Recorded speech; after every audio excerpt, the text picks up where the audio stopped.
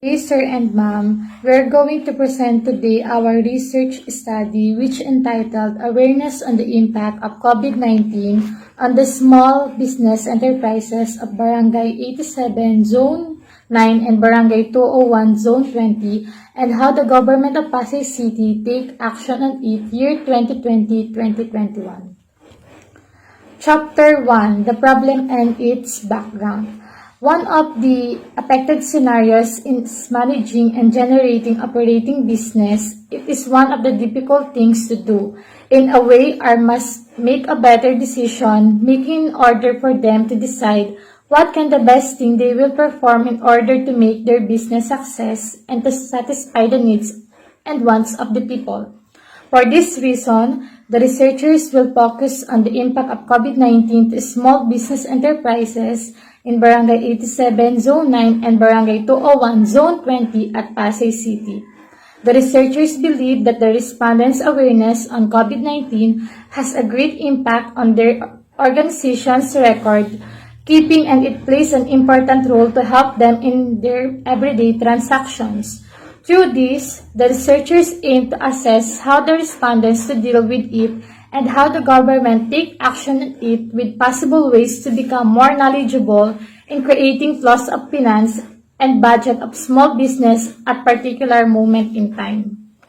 In our statement of the problem, specifically, this study seeks to answer the following questions. Number 1 is, what is the profile of the respondents in terms of age, sex, civil status, educational attainment, name of business, monthly salary, length of business, and number 2 is what is the impact of COVID-19 to their business in terms of income, customer, supplies, products or service demands, utility expenses, and number 3 is, based on the findings of the study, what program may be proposed.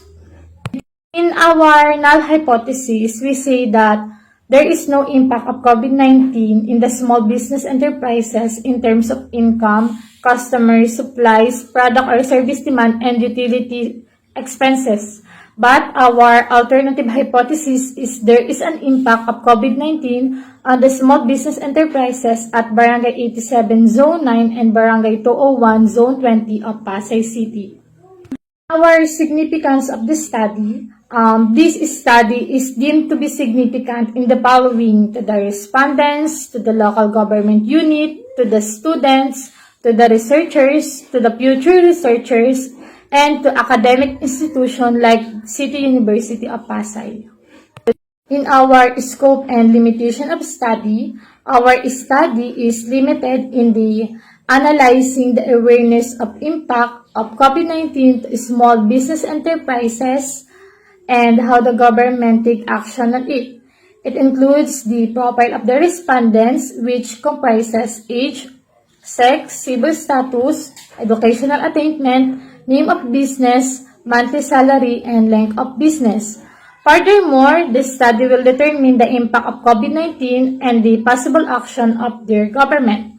The subject of this study are the Barangay 87 Zone 9 and Barangay 201 Zone 20 who has a small business. Comparison of the responses between the profile of the respondents and the solution of the government are revealed in the study. In addition, the survey questionnaire was used as the main data gathering instrument for this study.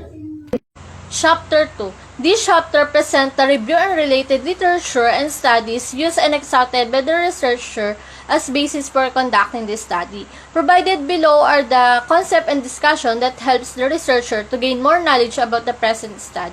Related literature, the researcher would explore the complication of the small businesses in Barangay 87 and Barangay 20 at Pasay City, in terms of the products, utility, and some other items that they need during the pandemic. COVID-19 are causes customer ready buy, and if their business are closed or banned due to pandemic, they have no source of expenditure. The damage to our economy and its network to small businesses will be far larger in many months. Foreign literature. The COVID-19 outbreak is likely to cause bankruptcy for many industries or brands as consumers stay at home and economy shutdown. People lives and economic activities have been strictly limited to safeguard health and control of the spread of coronavirus, travel bans, and temporary closes of school and businesses, and social distancing accompanied quarantines. Chapter 3. Research Method and Procedures. This part of research study presents the research design, research locale, respondents of the study, data gathering instrument, and data gathering procedures. Research design. The qualitative design using semi-structured one-to-one interviews was utilized for data collection. The author sought in-depth understanding of the impact of COVID-19 to the small business enterprises at Pasay City. Research locale. The researchers chose the Barangay 87, Zone 9, and Barangay 201, Zone 20 of Pasay City, for it is considered to be one of the conducive places to offer business. Its economic condition and its increasing population is the main reason why commerce has been accelerated and money has been widely used in circulation.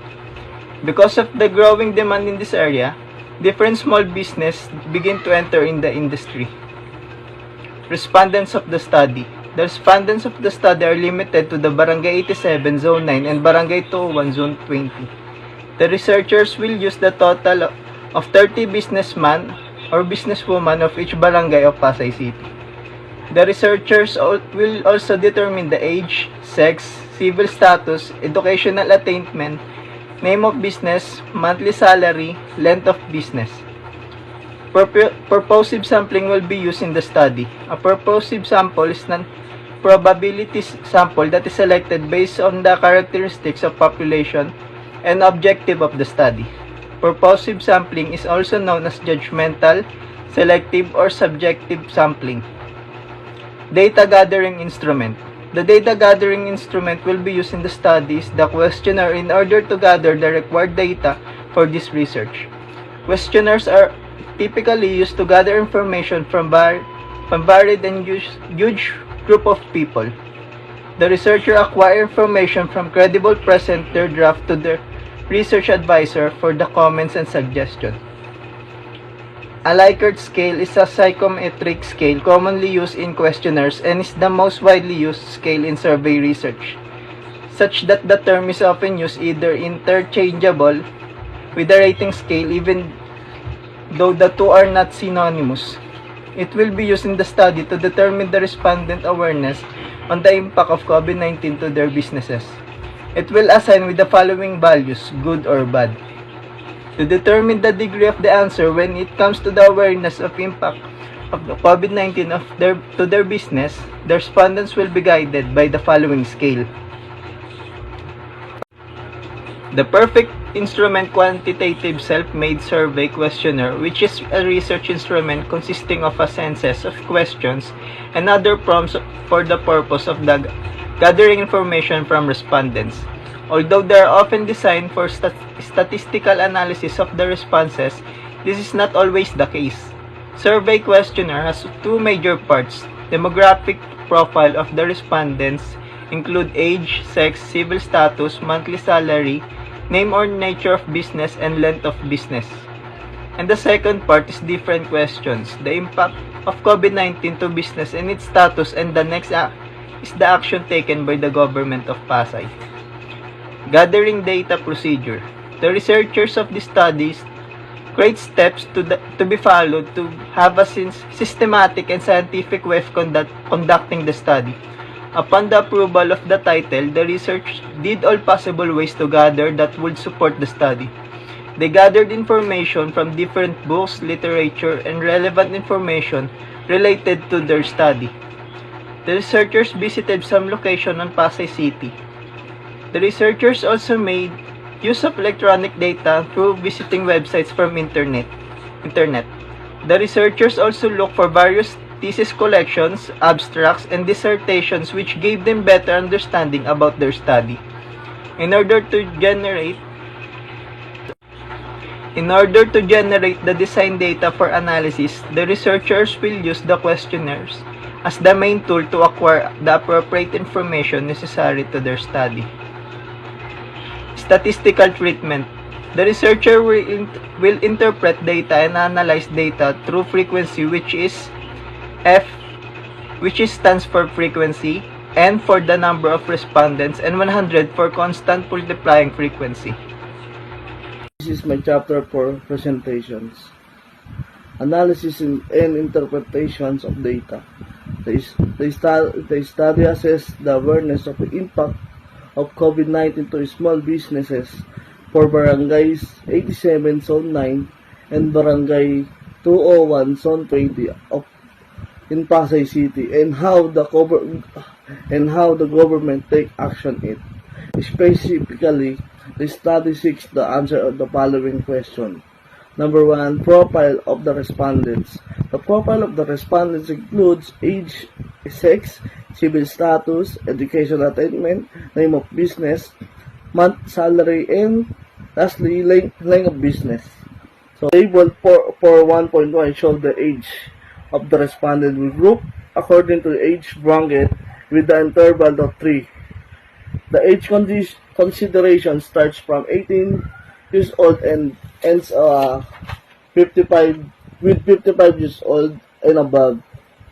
The frequency distributions of the 50% in terms of age were ranked as follows, as manifested by table 4.1.1. It can be gleaned that the respondents whose age 18 to 35 years old comprise the higher percentage of 50 and composed of 25 respondents, and it is followed by the respondent with the age bracket of 35 to 55 years old with the percentage of 30 composed of 50 respondents. Then 50 respondents rank seconds.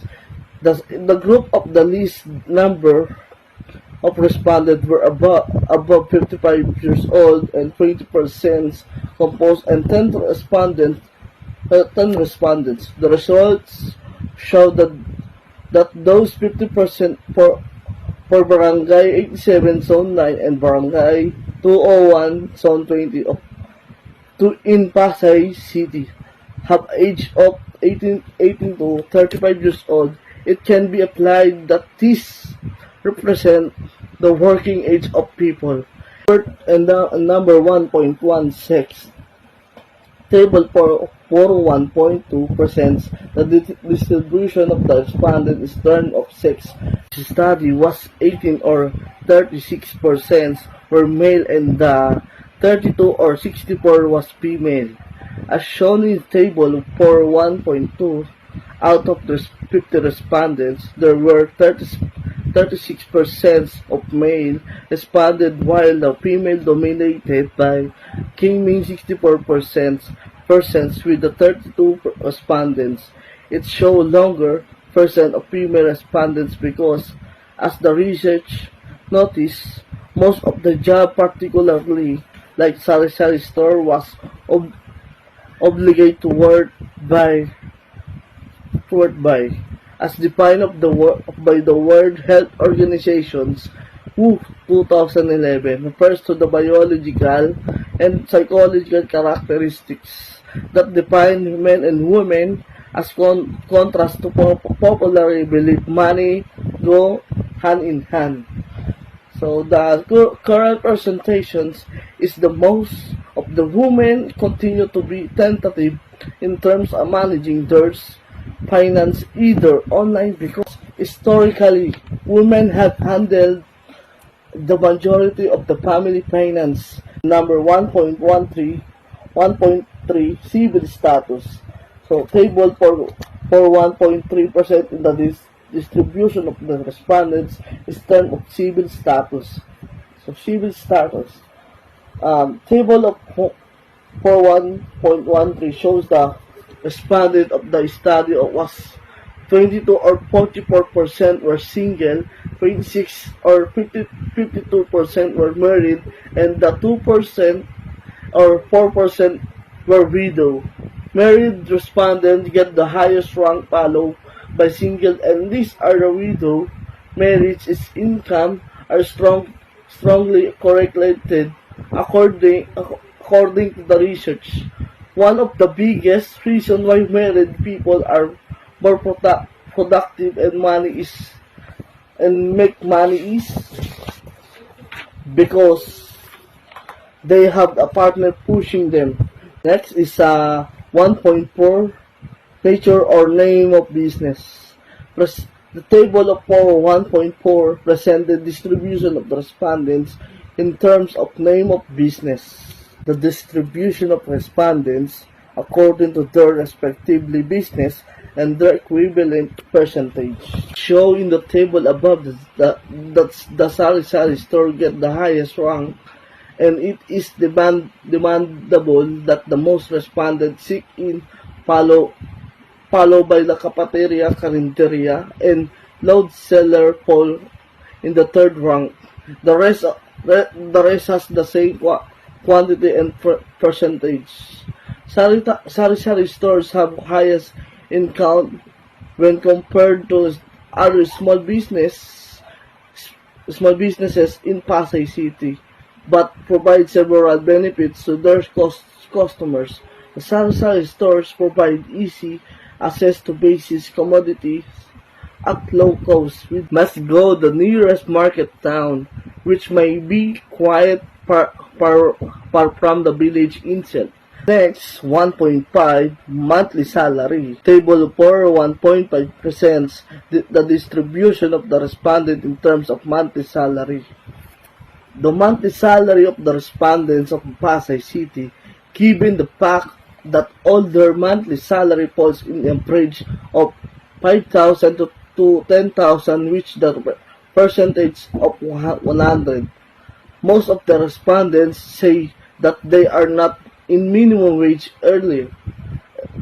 The higher the sales of higher of their wage, the lowest of sales, the lower of income. And lastly, 1.6 length of business.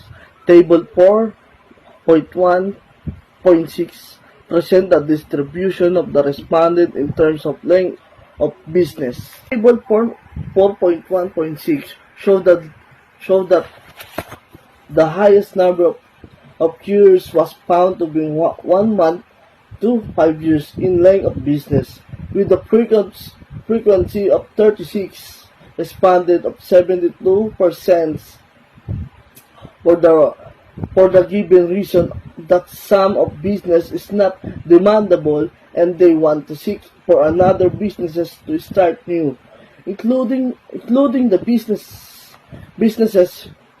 Here are the light milk shop, ice cream shop, and bakery shop.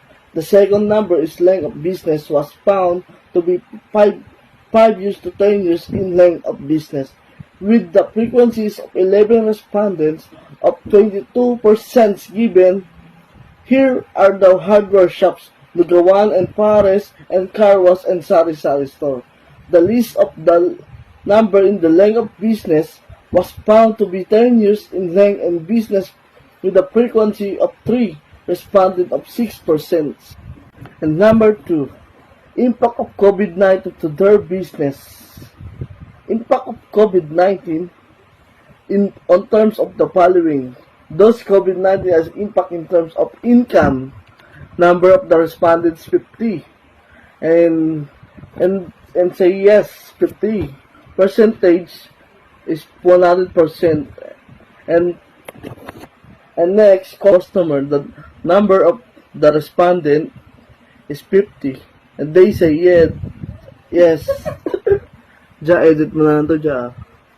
Customers, number of the respondents is total of 50. They said yes, total of 50. Percentage, total of 100%. And they said no, is 0%. It's total of 0. And next is supplies. Number of the respondents is total of 50. They said yes, is total of 50. Percentage is total of 100%. And they said no, is 0. And fourthly, product. Number of the respondent is total of 50, and they said yes, is total of 50, percentage is 100%, and they said no is 0. Utility expenses, the number of the respondents is total of 50, they said yes is total of 50, percentage is total of 100%, and they said no is total of 0. And number 3, program process. Table of 4.3.1 show the program supports by the government of Pasay and indicates that 50 respondents or a total percent of 100 get cash assistance from the government, which is also called the ayuda. All respondents get a total of 100% of the free groceries. So again, I'm going to discuss our Chapter 5, which is the summary, findings, conclusion, and recommendation. Based on the result obtained in Chapter 4, a discussion of the finding is presented in this chapter. The findings from the study are used to discuss whether the proposed hypotheses are supported. All research questions will be answered subsequently, and finally, the achievement of research objectives are determined. This chapter presents the summary of the findings, conclusion, and recommendation based on the data analysis presented in the preceding chapter. Some limitations have been identified. Assessment on the impact of COVID-19 on the small businesses, enterprises at Barangay 87 Zone 9 and Barangay 201 Zone 20 of Pasay City, and the government take action on it. There are 50 respondents who participated in the said study and are legitimate residents of Pasay City whose profile are identified by the researchers. The type of research method used in the study was descriptive method, in which surveys are conducted by the researchers door-to-door process.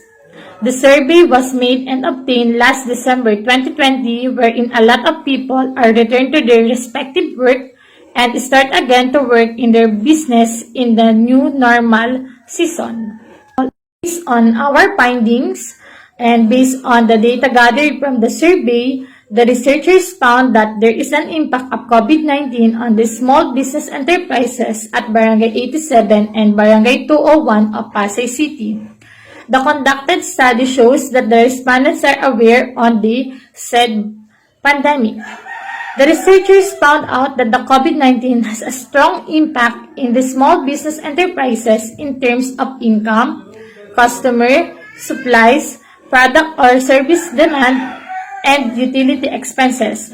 Although majority of the respondents are below wage earner, they are willing to follow certain guidelines of the government to stop their operation to sell and gain income to assure their safe and health from the COVID-19.